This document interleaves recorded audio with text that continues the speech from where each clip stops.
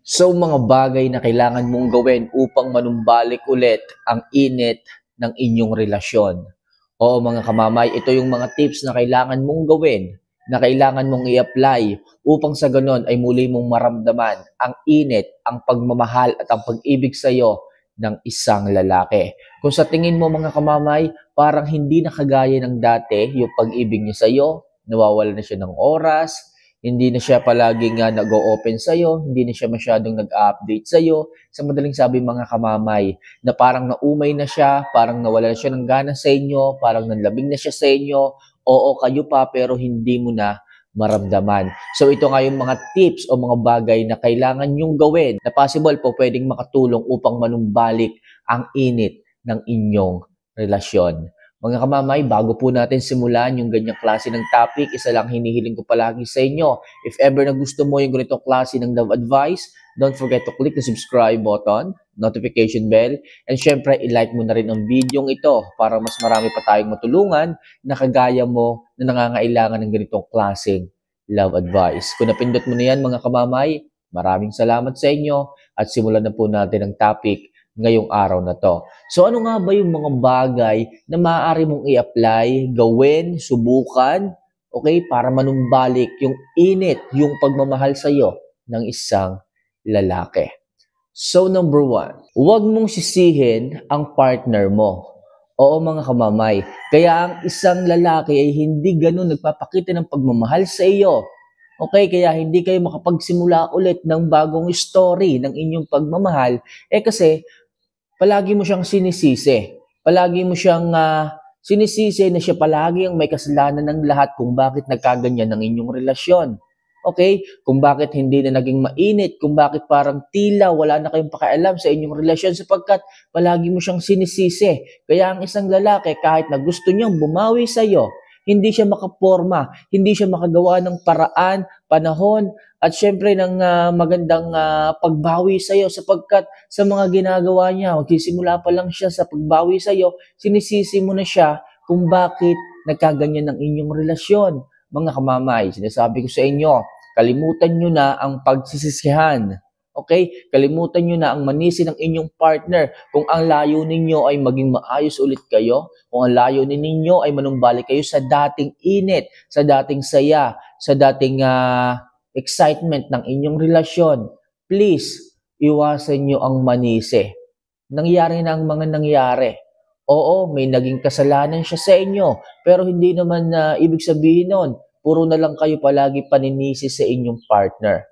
So kung gusto niyo talaga na muling manumbalik ang tiwala, ang pagmamahal at ang init, kalimutan niyo ang paninisi sa kanila. Bagkus, tanggapin kung bakit nangyari, alamin kung bakit nagawa niyo yon para sa ganon maiwasan at makapagsimula kayo ng panibagong story ng inyong pagmamahalan.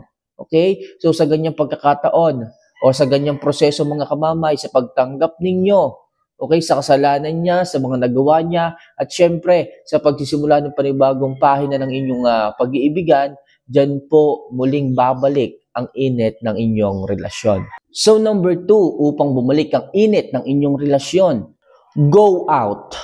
Yes mga kamamay, kailangan nyo po muli na mag-explore sa labas. Kung sa tingin ninyo kaya umiinit ang ulo ng bawat isa sa inyo, palagi na lang kayong nasa bahay. Wala nang nagiging magandang cycle and routine.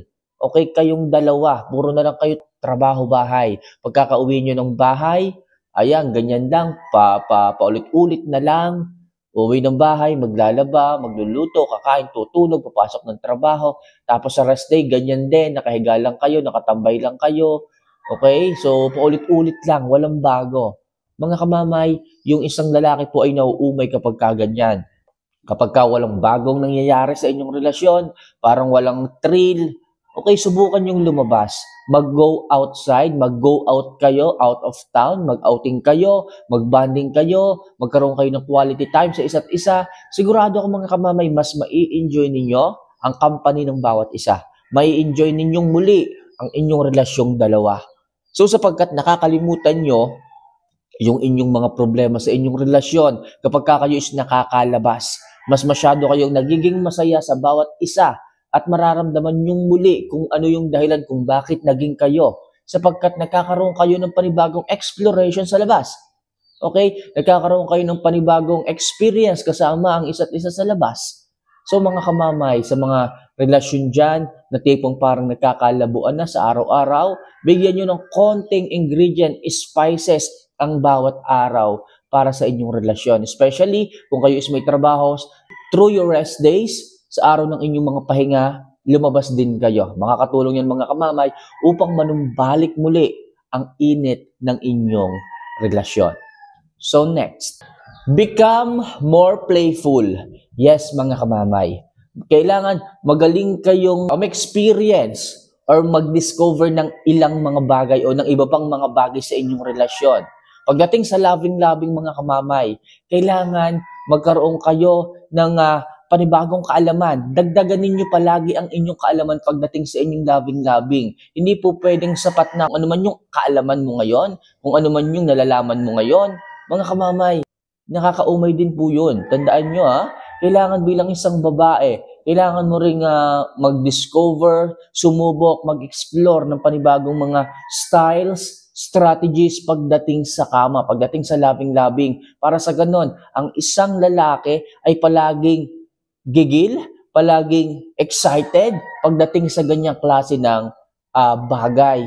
Makakatulong yan mga kamamay kaya para muling uminit ang inyong pagmamahalan. Kasi ang isang lalaki ay talagang gustong-gusto yung bagay na yan. Gustong-gusto yung loving-loving sapagkat dyan nila nai-enhance o naipapakita sa inyo ang kanilang pagmamahal. Kaya kung meron man tayo dito mga kababaihan na tinatanggihan, na talagang matagal nang hindi nakaka-experience ng loving-loving, pero wala namang malalim na dahilan pagdating sa isang lalaki, sigurado ko mga kamamay, masyado nang malamig ang inyong buhay-buhay pag-ibig. Kaya sinasabi ko palagi sa inyo, para hindi maumay, para hindi manawa, lagi niyong dagdagan ang spices, ang init at ang anghang ng inyong loving-loving system. Kaya yan ang isa sa aking isinama sa ating mga tips na to sapagkat napakahalaga niyan para muling manumbalik ang init ng pagmamahalan ninyo sa inyong relasyon. So next, communicate your concerns. Yes, mga kamamay, napakahalaga nito pagdating sa inyong buhay pag-ibig. Kung kayo man is may problema, meron kayong pinag-aalala sa inyong relasyon, hindi kayo komportable sa kanyang mga nakakasama, kung siya man palagi may mga kasamang kaibigang babae at hindi ka komportable na palagi niya yung nakakausap, it's your time to communicate your concern, mga kamamay. Asawa nyo yan, boyfriend nyo yan, kaya may karapatan kayo mga kamamay na i-concern ang inyong mga problema, na i-address ang mga nararamdaman yung hindi maayos sa inyong damdamin. So mahalaga po na i-concern sapagkat minsan ang isang lalaki hindi niya napapansin na tipong parang napapalagay na pala yung loob niya sa isang babae.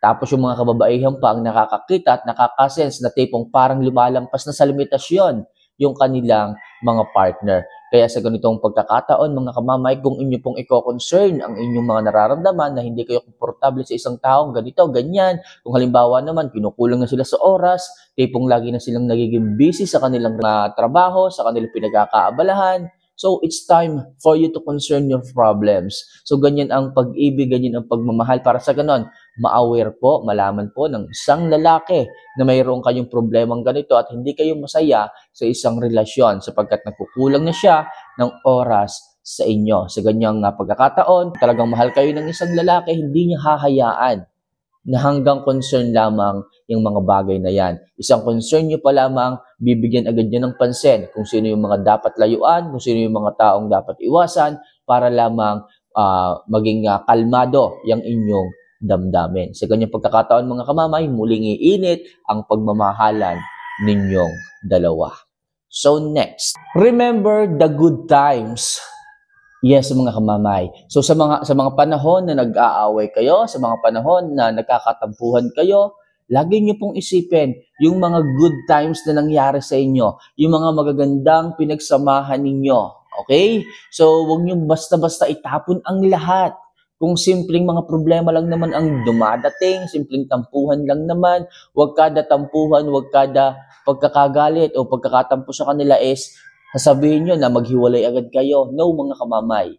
Okay? So, matatanda na kayo, hindi na kayo mga bata para sa ganyan. Kung kayo is nasa 25, nasa 30s, 40s na, tapos lagi nyo sinasabi na hiwalay agad kapag ka nag-aaway, kapag ka nagtatampo, no, hindi na kayo mga bata, mga kamamay. Okay? So, lagi ko sinasabi sa inyo, alalahanin nyo yung mga pinagdaanan ninyo, yung mga pagsubok na nalampasan ninyong dalawa na magkasama kayo. So, isipin nyo palagi yan kung paano nyo nalampasan na magkasama yan. Tapos yung mga dumadating na problema ngayon, hindi na kagaya nung dati na sobrang lalaki. So, ayusin nyo yan mga kamamay. Matuto kayong umintindi, umunawa ng sitwasyon, umunawa ng mga bagay-bagay, at mas sisigurado ko sa inyo mga kamamay na marirealize nyo na talagang hindi pagbitaw ang susi sa lahat ng mga problemang kinakaharap ninyo. Sa isang relasyon, alam nyo mga kamamay, ay normal lamang po na magkaroon ng mga problema, hamon niya ng buhay upang mas tumatag kayo. Pero tandaan nyo, ito kapag ang isang lalaki ay hindi nagbabago sa paulit-ulit nyong pagkukoncern sa kanila, sa paulit-ulit nyong pagsasabi at pagsasalita sa kanya ng mga bagay na ayaw ninyo, isa lang sinasabi ko sa inyo, baka nagkamali kayo ng lalaking pinili. Kaya meron pa rin kayong time na mang-iwan, na mag-no contact rule, at pahalagahan ng inyong sarili. Basta palagi sinasabi ko sa inyo, ang mahalaga dito, concern nyo palagi ang problema, sabihin po ninyo, at kapag kamahal talaga kayo ng isang lalaki, hindi yan magdadalawang isip, nagawan agad ng paraan kung ano man yung ikino-concern ninyo regarding sa inyong mga problema. So mga kamamay, ilan lang yan sa mga bagay na kailangan nyong gawin upang muling manumbalik ang init ng isang lalaki o sa inyong relasyon. So mga kamamay, if ever na meron po kayong katanungan tungkol sa ganito klase ng love advice, don't forget to click the subscribe button, notification bell, and i-like nyo rin po ito. Siyempre, ilagay nyo na po sa comment section ang inyong mga katanungan. If may concerns kayo sa mga gusto magpa-shoutout, lagay nyo lang po dyan. At next video, try ko pong gawan ng video ang inyong mga katanungan. So, paano mga kamamay? Mahal ko po kayo. Ingat po kayo palagi. See you for our next vlog. Paalam.